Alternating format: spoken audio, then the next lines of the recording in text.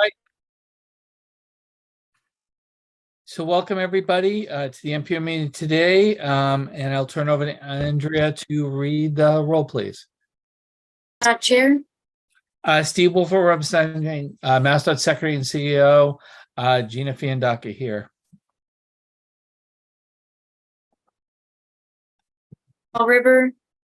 Dan Aguirre representing Mayor Paul Coogan here. Bedford. Jamie Pont representing Mayor Mitchell.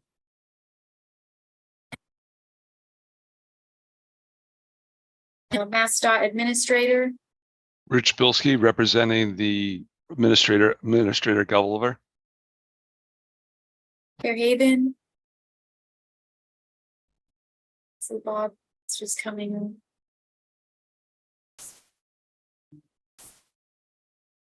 Fairhaven. Here. Thank you, Bob. Middleborough. Mansfield.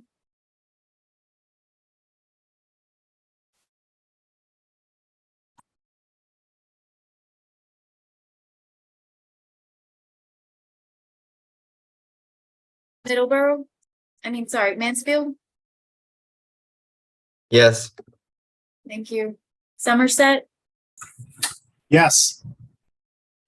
SRPEDD Commission Chair.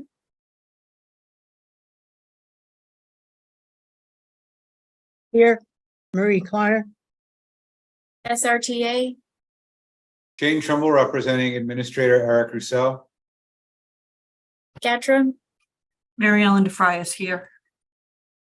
All right, thank you. All set. All right, thanks everyone, and thank you, Andrea. We'll move on to agenda item 2, which is a potential approval of the minutes of July 18th. Can I get a motion and a second to approve them? And then I'll open up for any questions. Motion made, Dan Aguirre. Second, Jane Trumbull. All right, any questions, comments, changes? All right, seeing none, Andrew, you want to read the roll, please? MassDOT Chair. Yes. Fall River. Yes. New Bedford. Yes. Dot Administrator. Abstain. Haven. Yes.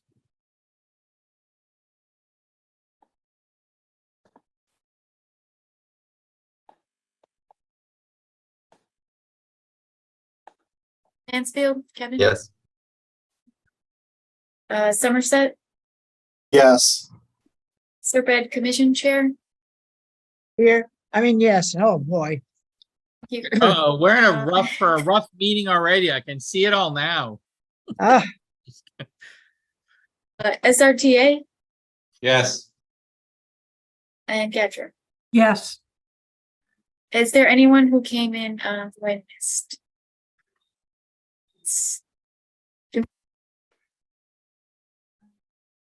All right, all set. Thank you. All right, thank you for that. We'll move on to agenda item 3, which is public comment. Any members of the public would like to address the MPO today?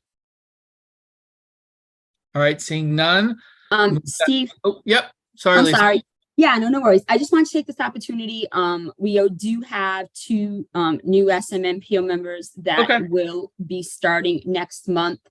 One of them we all know and love, Alan Slavin from Wareham, and the other is Sarah Hewins from the town of Carver. She's actually on this call today. Sarah, you'll actually be able to start voting next month.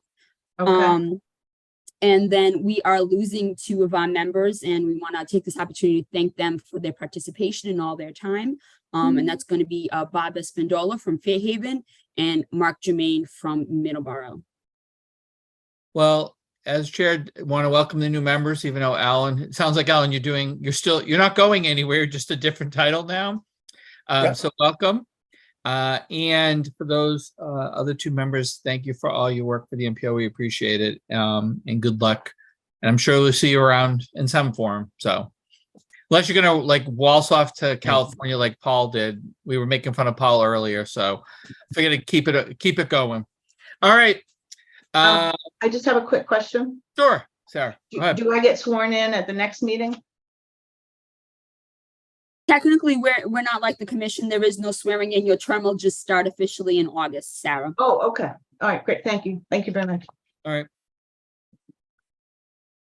All right, anything else on public comment and updates on members? All right, we'll move to agenda item 4, which is the updates from the regional transit authorities. Mary Ellen, you want to go first? Sure. Steve, you've heard this before, but we'll repeat it again. I look surprised though, Mary Ellen. All right.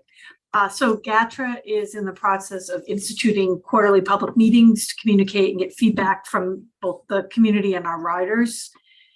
With 27 communities, this can sometimes be a little bit of a challenge to get all that information. So we're hoping to use these meetings to notify the public of what we're thinking and also collect feedback so that we can be less reactionary and more proactive in our changes and make them so that people have a sense of when we would like to be on a schedule for that.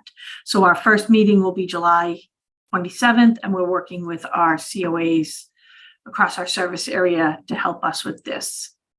The other project that we have going on is our automatic vehicle location has been installed in our vehicles, and we are just working out some kinks with getting that running. And finally, of concern to this MPO or of interest to this MPO would be that GATRA has completed a land purchase in Wareham. So we will begin to build a new maintenance facility, replacing the lease that we have in Plymouth currently. And that's what we have for GATRA to report. All right, any questions for Mary Ellen? All right, thanks, Mary Ellen.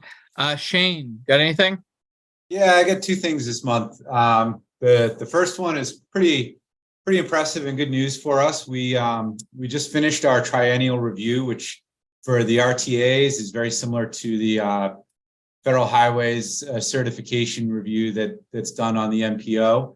So we completed that. We had the on-site review in middle of June, and then during the closeout meeting in the last week of June, we were told that our review was clean. We had no findings. So it is the first time in over a decade that the authority has gone without any findings in a triennial review. It's extraordinarily rare to be without findings, and we are absolutely ecstatic about it. It means we're doing something right.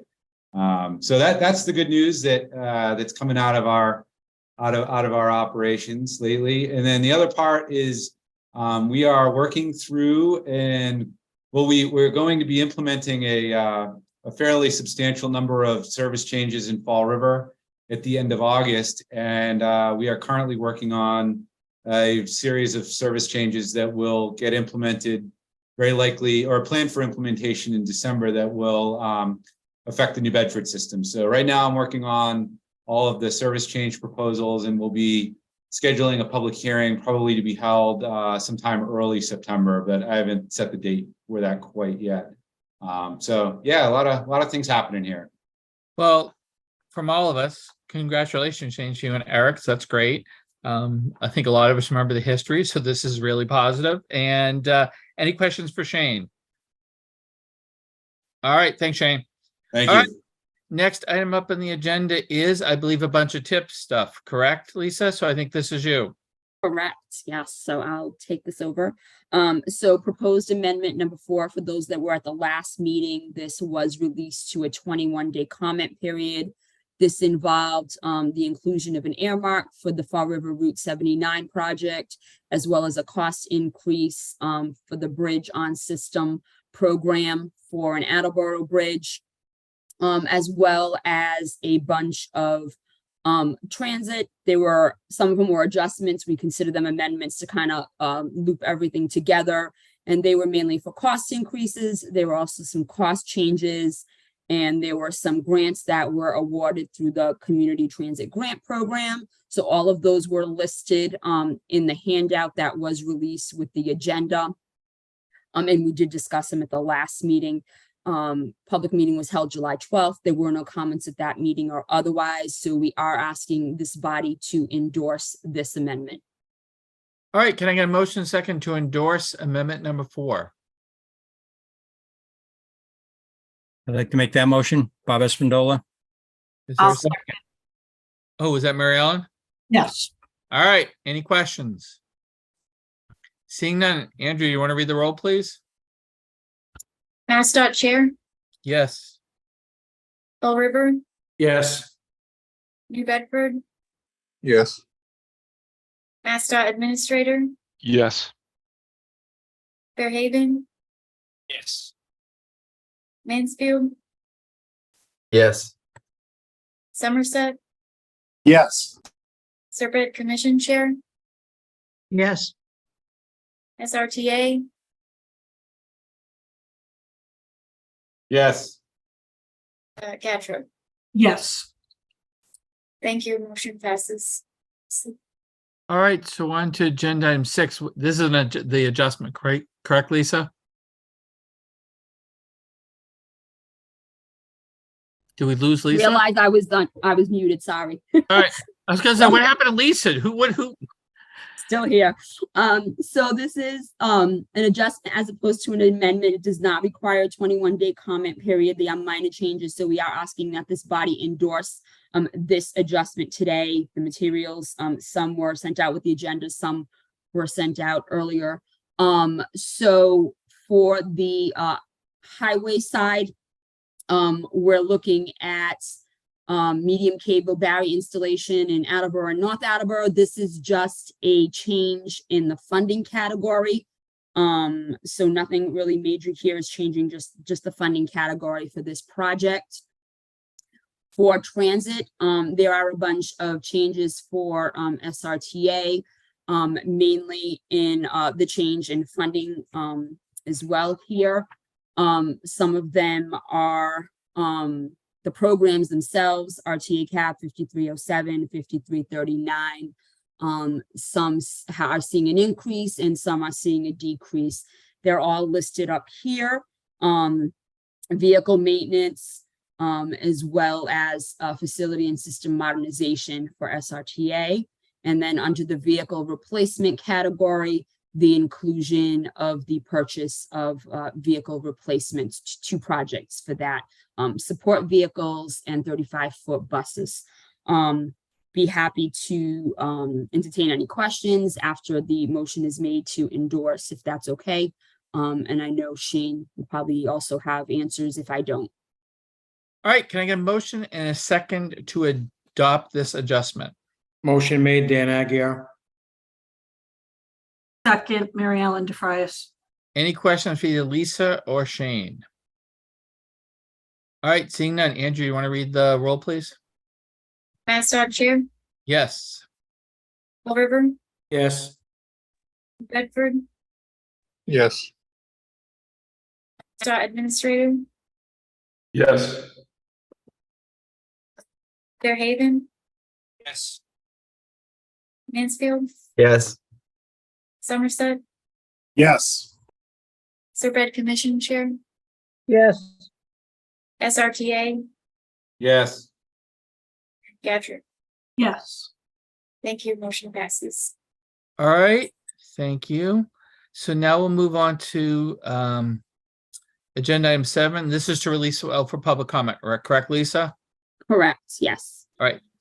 So this is proposed amendment number 5 to federal fiscal year 23 to 27 tip. And these are amendments for SRTA for operating costs. You can see here approximately 11.7 million with 5307 in state contract assistance funding.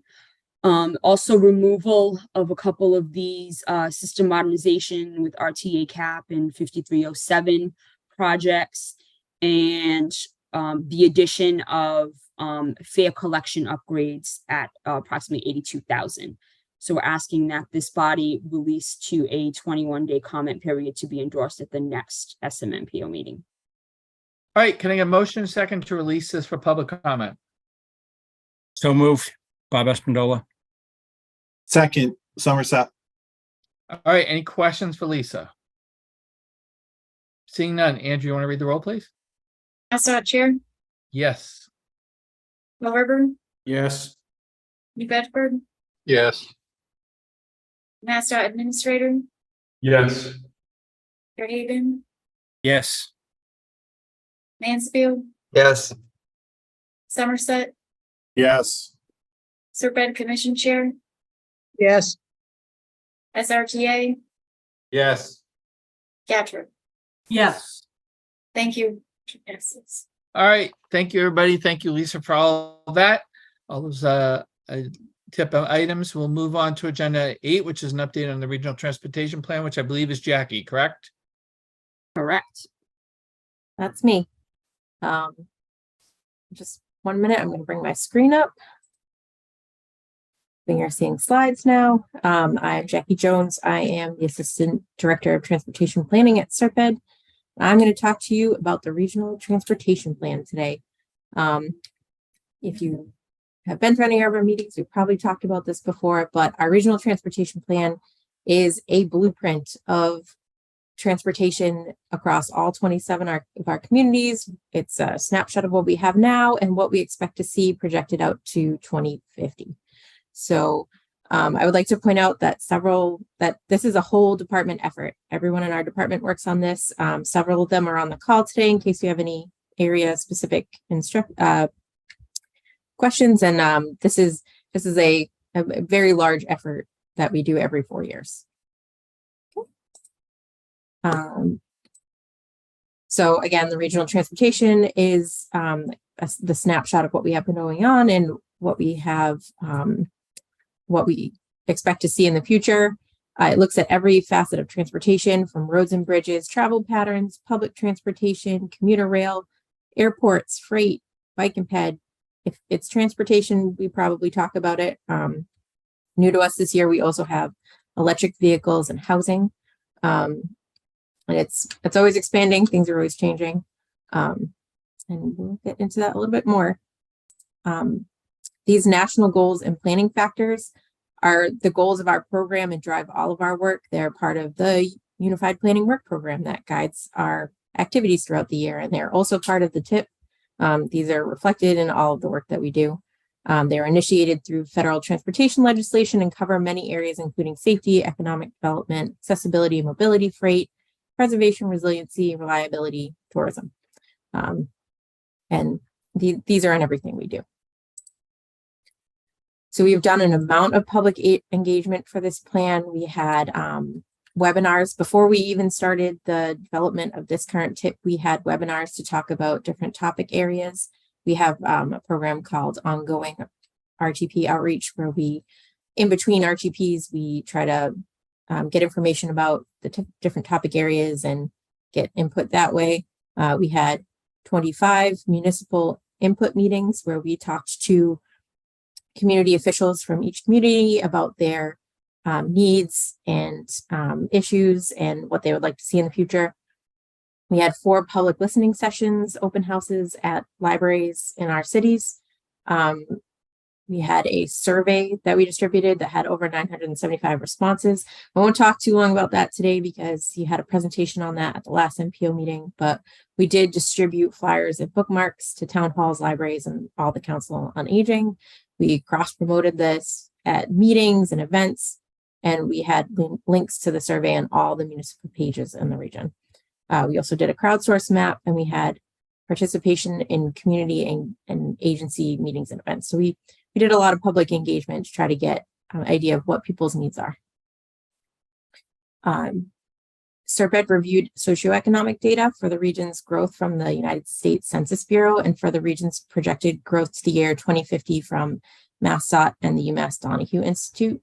This information will give key information to see how the transportation network operates in the region and what changes can be made in the future. Between 2010 and 2020, the region's population increased and households increased by 8.2%. The region's projected population is expected to grow until around 2040, where we expect to see a decline. And between 2020 and 2050, the region will lose less than 1% of its population, but households will fluctuate from 2020 to 2050. Another aspect of trends is how people are commuting around the region. The majority of commuters travel by car, and that has been consistent over the last 10 years. Workers who worked at home doubled in the last 10 years, starting at 3.2%. And as of 2020, there were 6.4% working from home. We also looked at commuting patterns. We have 2 regional transit authorities in the area, which you heard from earlier in the meeting. As part of the RTP, we look at their current services and work with the RTAs to report on those needs. And everything that our RTAs and our communities need, if they are going to seek TIP funding for it, it needs to be in the RTP. So GATRA, we heard from earlier, they have 29 communities within the region. GATRA offers fixed route service, inter-community routes, on-demand microtransit service, ADA paratransit service, dial-a-ride, many services. They have capital needs for buses. They're working with the town of Mansfield on its transit-oriented development around the Mansfield train station, working to update its maintenance and terminal facilities in Taunton, and funds have been secured to purchase property in Wareham for a new maintenance garage. And that's just some of the things identified. SRTA, also a public transit agency that you heard from earlier, operates across a 10-member community service area, fixed route service, inter-community routes, ADA paratransit service. They also have capital needs related to their equipment. Additional vehicles and operating funds are needed to support the expansion of service to South Coast rail stations. Funding is needed to replace the New Bedford terminal, and funding is needed to either renovate or relocate the Fall River maintenance facility, which a feasibility study is currently in progress for. Commuter and intercity bus, we have 5 service providers that provide scheduled connections with minimal stops along the route. This was a hot issue recently when DECO ended service to bots and another provider stepped up and provided service. We also look at the current service provided by your city, and we have recommendations to help improve it, such as joint ticketing that creates the absence of joint ticketing is the issue, and we're hoping that that could someday be implemented so it makes it easier for people to travel between services. Also, there's some things like HOV lanes on 24 that aren't currently programmed but could be a big assist with this. There's other needs along those lines. Commuter rail, after many decades of planning, South Coast Rail is coming and will be opening soon. A lot of the recommendations to do with this have to do with connecting it to other services and connecting it within the communities. Always our most important goal and our main focus is always safety. We had a large number, 86,983 crashes between 2018 and 2022, and 255 fatalities. And 28,904 people were injured in crashes. Some trends that we're noticing, we have a good number of pedestrian crashes, or not a good number, a bad number. 1,056 crashes, 41 fatalities. We also have a number of bicycle crashes with fatalities. Motorcycle crashes are an issue in the region, and collision with an animal. We had over 3,000 crashes, 93% involved a deer. And then we evaluated 705 intersections in this round of the RTP, including unsignalized and signalized. On the map, the larger dots represent intersections with high rates of crashes. The table shows the top 10 intersection crash locations in the region.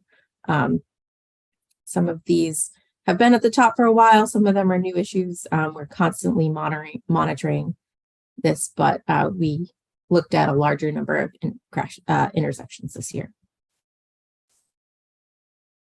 Bike stuff, my favorite. So this year we are working on a regional bike plan. We are going to have a presentation for that in more detail next month, but it outlines a strategy for improving and expanding bicycle infrastructure in the region. Again, we're hoping to have a draft plan for you in August. We have a number of regional routes that we're looking at connecting to, filling gaps, and also connecting to other parts of the region. And then again, you'll hear a lot more about that next month, so I won't get into too much detail about it today. Pedestrian transportation. We have as I said earlier, we have a large number of pedestrian crashes. When we looked at public input for pedestrians, 41% of the surveyed respondents included adding or fixing bike lanes or adding sidewalks in the response to how they would spend transportation funds. 20% walked and bicycled more during the pandemic, and improved and upgraded sidewalks and crosswalks, increased activity, making amenities on arterial roadways and several other things related to pedestrian transportation were all expressed as needs in that survey. When we talked to municipalities, they wanted roadways connected to schools, parks, and senior housing, commercial corridors, waterfronts, anywhere a pedestrian want to walk, they want to see shared use paths or sidewalks. And we have a number of barriers in the region, which include right-of-way constraints, lack of publicly owned land, and public access easements, and roads not meeting all required criteria to qualify for things, and also, as always, limited budget. So a lot of our recommendations are to improve pedestrian conditions with sidewalks and crosswalks, complete street improvements, sidewalk construction. We have a high priority placed on connections to schools. And we also highly encourage communities to participate in the Safe Routes to School program. We look at pavement on an ongoing basis. Our most recent survey came up with these results that you see on screen. We collect the data, we put it through software, and we process it to get this. The amount of Chapter 90 funding for the region has fluctuated since the late 90s. Although there had been an increase in previous years, as of this year, the allocation has returned to approximately the same as a decade ago. So the funding isn't really keeping pace with the needs. And then some recommendations for that are obviously increased funding, keeping up with the updates of the data, and assisting communities with their needs. SRPEDD released an updated freight action plan in 2021, using feedback directly from communities obtained through public outreach. SRPEDD provided an updated list of the regional priorities and recommendations. These include support for the efforts to replace the New Bedford Fairhaven Bridge, initiation of a truck stop feasibility study, and prioritization for areas with deficient bridges, limited access road, weight restricted areas to alleviate congestion and improve safety. On the right is a graphic displaying freight value moving within, to, and from Massachusetts as a whole.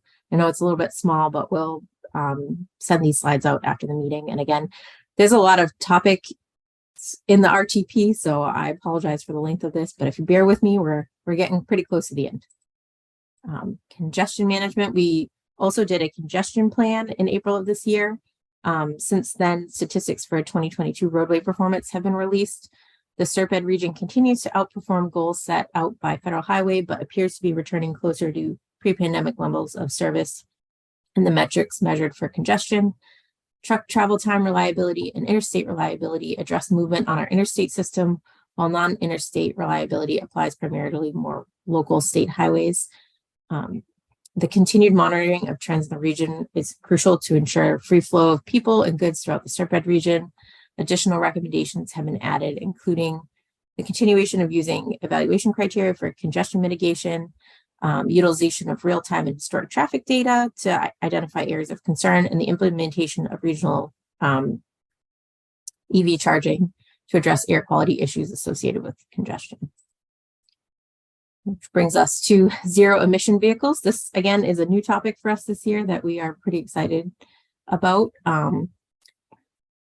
We are looking at planning for zero emission particles as part of our zero emission vehicles as part of our RTP. Over the past few years, there's been significant developments in zero emission vehicle adoption, federal and state funding availability, regulatory rulemaking, and announcements by the vehicle manufacturing industry. The Bipartisan Infrastructure Law and the Inflation Reduction Act combined represent historic investment in electric vehicle charging deployment, as well as zero emission vehicles procurement incentives, including federal and state grants and tax incentives. So we're looking at all these things, and they are lending themselves towards planning for this, which includes looking at locations and working with communities to help them implement these new things. Another new topic for us is housing. Housing and transportation are related. They have needs. People need to get to where they live and need to get from where they live to where they want to go. In this update of the RTP, we're dedicating a section to discussing our region's interrelated housing and transportation needs and how they're both integral to improving quality of life for our communities. To make transportation modes such as transit, bicycling, and walking more practical and viable, we need to reevaluate zoning and housing development in the region, particularly by facilitating more opportunities for transit-oriented development. And a recent example of this is the MBTA Community Housing Act. We're looking at this and other impacts of things that we're outlining in the RTP and its impact on housing and housing's impact on our transportation network. This was discussed at length with many of our communities in those municipal meetings I mentioned earlier.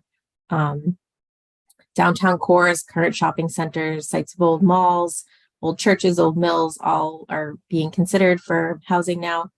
Citing a multifamily housing and transit service was something discussed at length by our communities. And mixed use neighborhoods were definitely discussed as well. And consideration of disparate impact on different populations. If we move this transit service over here, will it impact these people? If we, where should we be adding our new transportation recommendations? Scenario planning. To address some of the upcoming challenges facing the SRPEDD region, SRPEDD ran analysis on a few different, I went a couple slides ahead. Likely scenarios for the region using external data sources such as the Mass-Donahue Institute, the Massachusetts Coast Flood Risk Model, and NOAA. In the RTP, the focus is primarily on the needs of an aging population in the region, the impact of MBTA zoning regulations on cities and towns, and projected sea level rise and floodplain changes.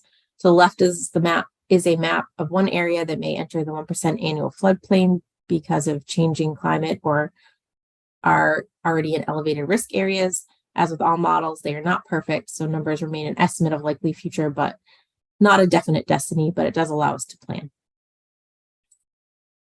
One of the most noticeable trends projected by the Mass-Donahue Institute for 2050 is the aging population of the SRPEDD region. Out of all age groups, adults over 65 are expected to expand rapidly through the region.